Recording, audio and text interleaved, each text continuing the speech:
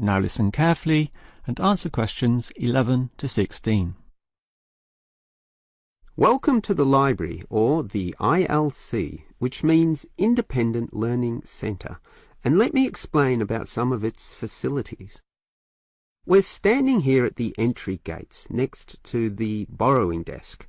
That's where you check out any books, but you are also advised to study in the library here, since most of our material cannot be borrowed. Thus, we have seating along the middle of the library, and in that far corner in front of us on the left, we have the quiet reading section for some serious reading activity. We used to have the computers there, but then realized that that corner was very quiet and thus better suited for the purpose it now has. The computers were instead shifted to a more central location, right beside us here on the left.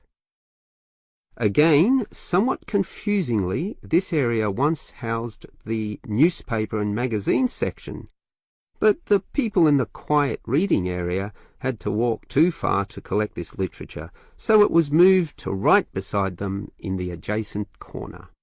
So, feel free to read the newspapers there, but the reference books, those huge weighty dictionaries, atlases and encyclopedias, were all situated at the opposite end of the building, against the wall.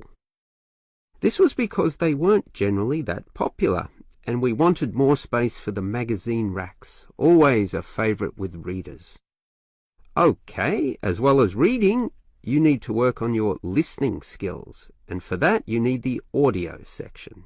Again, such an activity needs a quiet area, so we put this in the last remaining corner up there on your right.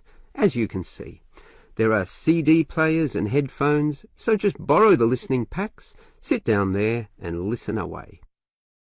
Right, that just leaves the main library. In other libraries, that's often right beside the newspaper and magazine section, allowing freedom to choose from all genres of literature, but here we've got them further apart. For the main library, just follow your nose past the central seating there, and it's there among all that shelving, upon which you'll find an abundance of interesting books and listening packs to use.